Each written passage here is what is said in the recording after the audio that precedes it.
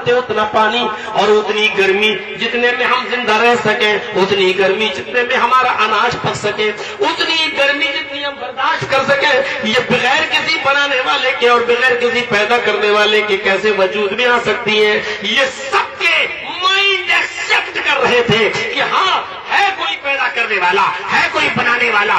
اس لیے وہ جانتے تھے زمین کا خالق اللہ ہے، آسمان کا خالق اللہ ہے، اور اسی لیے اللہ تعالیٰ نے بار بار کہا ہے اے میرے حبیب، اے محمد صلی اللہ علیہ وسلم، آپ ان سے سوال کیجئے لئن سألت من خلق السماوات والارض، اے نبی آپ ان سے پوچھئے، ان عرب کے ناستکوں سے، عرب کے کافروں سے پوچھئے زمین کو پیدا کس نے کیا، آسمان کا بنانے والا کون ہے؟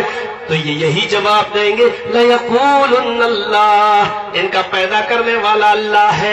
عرب کے کافر بھی اللہ کہتے تھے. زمین کا خالق کون ہے؟ اللہ. آسمان کا خالق کون ہے؟ اللہ. بارش کون برساتا ہے؟ اللہ. یخرج الحی من المیت ویخرج المیت من الحی، زندہ چیز میں سے مردہ کو کون نکالتا ہے؟ مرغی زندہ ہے، مرغی سے بے جان چیز انڈا، زندہ چیز میں سے مردہ چیز کون نکالتا ہے؟ اور مردہ چیز میں سے زندہ کون نکالتا ہے؟ مردہ انڈا ہے، انڈا بے جان ہے، لیکن اس میں سے مرغی کا زندہ انڈا کون، زندہ بچہ کون پیدا کرتا ہے؟ اے نبی آپ ان سے پوچھئے کہ میں یخرج الحی من المیت و یخرج المیت من الحی، زندہ سے مردہ اور مردہ سے زندہ کون نکالتا ہے؟ تو یہ یہی جواب دیں گے اللہ. عرب کے کافر آج کے مسلمانوں سے لاکھ گنا بہتر تھے، جو کسی بھی حال میں اللہ کے علاوہ کسی غیر کا نام نہیں لیا کرتے تھے، جو کسی غیر کو نہیں پکارا کرتے تھے، جو کسی غیر سے مدد طلب نہیں کیا کرتے تھے، وہ ہر حال میں اللہ کا نام لیا کرتے تھے. اور آج کا مسلمان وہ مسلمان ہے جو کمپٹیشن کے دور میں آگے بڑھنے کو اپنی بڑا فخر سمجھتا ہے. وہ اسی سمجھتا ہے کہ ہم نے کمپٹیشن کر لیا ہے، ہم نے ایک میدان، ایک مارکا جیت لیا ہے. یہ کوئی کربلا کی جنگ نہیں ہو رہی ہے، یہ کوئی کربلا کا میدان نہیں ہے. یہاں اگر ہماری تعداد کم ہو گئی تو تم نہیں جیت جاؤ گے، اور تمہاری تعداد کم ہو جائے گی تو ہم نہیں جیت جائیں گے. یہاں تو ہارنے اور جیتنے کا کوئی سوال ہی نہیں ہے. اگر ہارتے ہیں تو ہم اسلام ہارتا ہے، جیتتے ہیں تو اسلام جیتتا ہے. یہاں تو ذاتی کوئی دشمنی ہے ہی نہیں. لیکن کاش کوئی عقل سے سمجھنے والا ہوتا. یہ ہار جیت کا معاملہ تو ہے ہی نہیں، لیکن لوگوں نے اس کو ہار جیت سے جوڑ رکھا ہے. ہماری تعداد کم ہو گئی تو یہ ہماری ہار نہیں ہے. ارے ہماری کیا ہار ہے؟ تمہاری تعداد کم ہو گئی، تمہاری ہار نہیں ہے. یہ اسلام کی ہار ہو رہی ہے اور اسلام کی جیت ہو رہی ہے. یہ ذاتیات سے معاملے کو الگ کریے اور اسلام سے جڑنے کی کوشش کیجیے. یہ دور میرے بھائیوں بڑا نازک دور ہے. آپ نہیں دیکھ رہے ہیں اوپر سے نیچے تک کون سے لوگ بیٹھے ہوئے ہیں. آپ نہیں دیکھ رہے ہیں دلی سے لے کر نیچے تک کی چپراسیوں کی کرسی تک آ جائیے کون سے لوگ بیٹھے ہوئے ہیں اور کیسے لوگ برسر اقتدار ہے. آپ ذرا یو پی کا جائزہ لیجئے، آپ ذرا اپنے علاقے کی اور اپنی بستیوں کا جائزہ لیجئے. ہم نے تو ایسے لوگوں کو دیکھا ہے جو کل تک کہتے تھے مولانا صاحب 12 سال سے پرمیشن مل رہی جلسے کی، اس سال نہیں کریں گے یو پی میں نے کہا وجہ، کہنے لگے کہ یہاں کا ودھائک اب دوسری پارٹی کا آ گیا ہے، اب وہ ہماری پرمیشن کو ریجیکٹ کر دے گا. میرے بھائیوں ابھی ہم اسی میں لڑ رہے ہیں. تو حنفی ہے، ہم شافعی ہے، تو اہل حدیث ہے، ہم دیوبندی ہے، تو بریلوی ہے، ہم یہ ہے. آج ہم اسی میں الجھے ہوئے ہیں. غور کرو ہندوتوا کے نام پر وہ سب ایک پلیٹ فارم پہ آ گئے اور آج ہم اسی لڑائی میں لڑے ہوئے ہیں. ہم یہی مرے جا رہے ہیں. ہم اہل حدیث ہے، تو دیوبندی ہے، ہم بریلوی ہے، تو شیعہ ہے. بہت بڑا تیر مار لیا ہے. 3 طلاق کا مسئلہ سپریم کورٹ میں مسلم پرسنل لا کی تھو ہوتی ہے. 3 طلاق کے معاملے کو لے کر میرے بھائیوں مسلم پرسنل لا کا بالکل بہشکار ہوتا ہے اور سپریم کورٹ کا فیصلہ سامنے آتا ہے کہ 3 طلاق غلط ہے. میرے بھائیوں یہی تو ہم آپ سے چیخ کر کہہ رہے تھے، اعلان کر کے کہتے تھے، اپنے جلسوں میں بتاتے تھے. میرے بھائیوں کتاب و سنت میں 3 طلاق نہیں ہے. مسلم پرسنل لا بھی وکیل کپل سبل جیسے لوگ کورٹ میں ثابت نہیں کر پائے، قرآن و حدیث میں دلیل نہیں دے پائے، اس لیے کہ قرآن و حدیث میں 3 طلاق 3 ہے ہی نہیں. سپریم کورٹ کو مداخلت کر کے اس کو ختم کرنا پڑا ہے. یہی جماعت اہل حدیث کے لوگ چیختے رہے اور چلاتے رہے. لیکن افسوس یہ کہ آپ نے جماعت اہل اہل حدیث کا مسئلہ لینے سے انکار کر دیا، آپ لینے کے لیے تیار نہیں ہوئے، اپنی ہار تسلیم کر لی، شرمندگی کا احساس ہو گیا۔ لیکن اگر ان کو بتانے کی کوشش کرتے، ہمارے یہاں ایسے بھی لوگ ہیں، اہل حدیث جماعت ایسی بھی ہے جو 3 طلاق کو 3 نہیں مانتی ہے، بلکہ اس کی ہر مہینے 1 طلاق دی جاتی ہے اور 3 مہینے میں 3 طلاق دینے کا پراودھان ہے۔ اور ایسے یہ قرآن کہتا ہے، یہ حدیث کہتی ہے، اگر اس طریقے سے مثالیں پیش کی جاتی تو آج مسلم پرس اللہ یہاں نہیں پہنچتا ہے اور آج مسلم قوم یہاں کھڑی ہوئی نہیں دکھائی دیتی ہے۔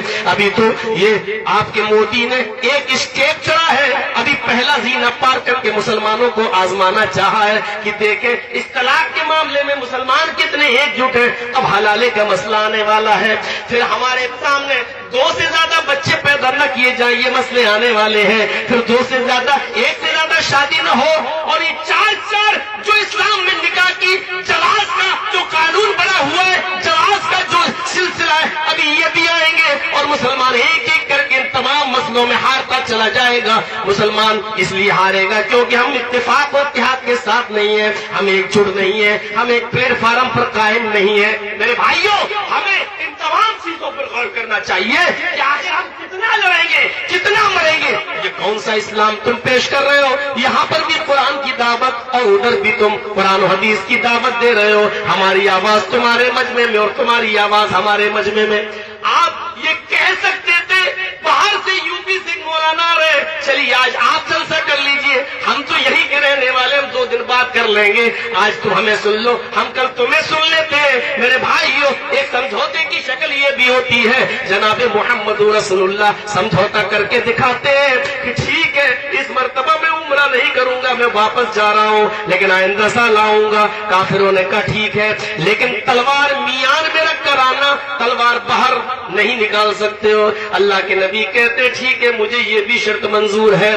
وہ کہتے ہمارے آدمی ننگی تلوار لے کر خانہ کعبہ کا طواف کریں گے، لیکن اے محمد تم اور تمہارے ساتھی تلوار میان میں رکھیں گے، باہر کھلی ہوئی ننگی تلوار لے کر نہیں گھومیں گے۔ اور اللہ کے نبی کہتے ہم لڑنے کے ارادے سے آئیں گے ہی نہیں، اس لیے کھلی ہوئی تلوار کا مطلب ہی کیا ہے، ہم تلوار میان میں رکھیں گے۔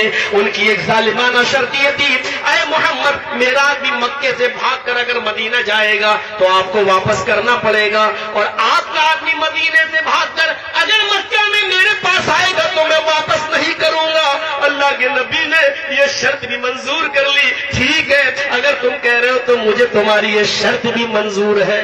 لاسٹ میں انہوں نے کہا محمد رسول اللہ کو تمہاری ساری شرطیں منظور ہیں۔ انہوں نے کہا رسول اللہ کاٹو، ہم رسول اللہ مانتے ہی نہیں ہیں۔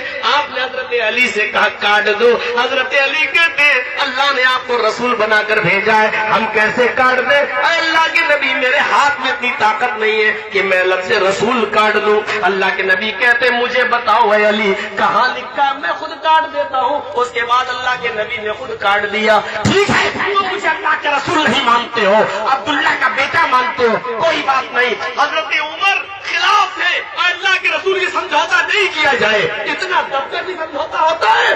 اللہ کے نبی کہتے کہ مجھے اس سمجھوتے میں دور رس نگاہیں دکھ رہی ہیں، نتیجے اچھے دکھائی دے رہے ہیں، تھوڑی سی ذرا نم ہو تو یہ مٹی بڑی زرخیز ہے ساقی، ذرا نرم ہو کر دیکھے آدمی تو بہت سے فوائد اور بہت سے سامنے۔ پکی زمین کبھی پھل نہیں دیتی ہے، پتھر کی زمین کبھی اناج نہیں پیدا کر سکتی ہے، ذرا نم ہو تو یہ مٹی بڑی زرخیز ہے ساقی، جب نرم آپ ہو جائیں گے تب آپ کے اس پھل نکلیں گے اور پھر اچھے ثمرات نظر آئیں گے۔ تو یہ ہے اگیان ہیتو کی رت، جہالت کو مٹائے گا، یہ جہالت مٹائی ہے۔ سب سے پہلے قرآن کی جو آیت نازل ہوئی وہ جہالت کو مٹاتے ہوئے، اندھکارم ناشم، اندھیرے کو ناش کرے گا کون؟ موہمداندھکارم ناشم، محمد آئیں گے اور آنے کے بعد اندھیرے کو ناش کر دیں گے۔ محمد آئیں گے اندھیرے کو ناش۔ اندھیرا کس کو کہتے ہیں؟ عرب کے اندر کیا نہیں تھا؟ کون سی برائی؟ کوئی ایسی برائی بتائیے جو عرب کے اندر نہیں تھی محمد رسول اللہ کے آنے سے پہلے؟ وہ برائی مکے کے اندر نہیں تھی۔ ارے مکے کو ام الخبائث کہا جاتا تھا، ساری خلاصت اور گندگیوں کی ماں۔ شراب جانتے ہو کیسے پیتے تھے عرب کے لوگ؟ یہاں سے جاتے ہو نا، شراب بندی ہونے کے باوجود بھی پیتے ہو، ملتی سب ہے، نوٹنکی ہو رہی ہے بس۔